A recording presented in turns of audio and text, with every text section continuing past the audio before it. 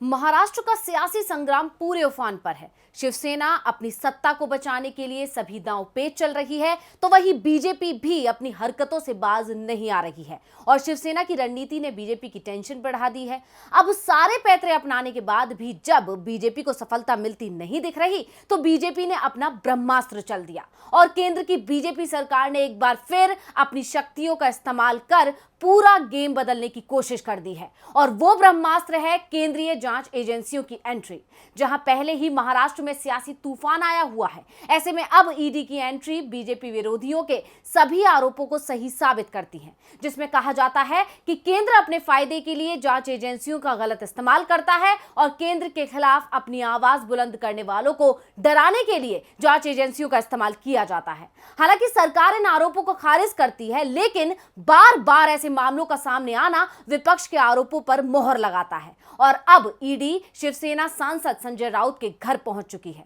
संजय राउत लगातार केंद्र सरकार और बीजेपी पर हमला बोलते नजर आ रहे थे। दावा तो यहां तक किया जा रहा था कि संजय राउत करीब 20 बागी विधायकों के संपर्क में है। ऐसे में संजय राउत बीजेपी के लिए बड़ा खतरा साबित हो रहे थे और बीजेपी का बना बनाया खेल बिगाड़ रहे हैं, जिससे बीजेपी की टेंशन बढ़ गई और उन पर शिकंजा कसने और डराने के लिए केंद्र ने एक बार फिर अपने ब्रह्मास्त्र का इस्तेमाल कर लिया और महाराष्ट्र में सियासी संकट के बीच ईडी ने शिवसेना सांसद संजय राउत को समन भेजा है। इतना ही नहीं, राउत को कल पूछताछ के लिए भी बुलाया गया है। बता दें कि जमीन घोटाला मामले में यह समन भेजा गया है, लेकिन जहां महाराष्ट्र की सत्ता में उथल पुथल मची हुई है, उसी बीच अचानक राउत के घर समन पहुंच जाना कई सवाल खड़े करता है और केंद्र को कटघरे में खड़ा करता है, जिसे देखकर कहा जा सकता है कि शिवसेना के सभी आरोप सही थे। गौरतलब है कि शिवसेना का दावा है कि आज जो कुछ भी महाराष्ट्र में हो रहा है, उसके पीछे सिर्फ